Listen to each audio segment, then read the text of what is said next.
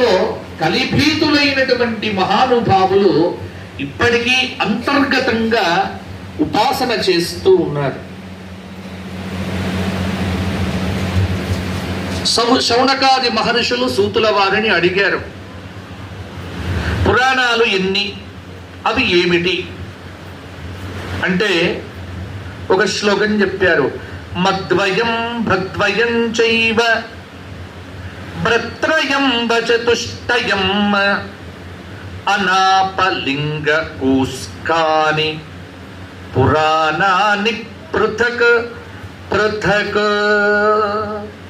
మద్వయం మత్స్య పురాణము, మార్కండేయ పురాణం. మత్స్య పురాణం 14,000 శ్లోకాలు,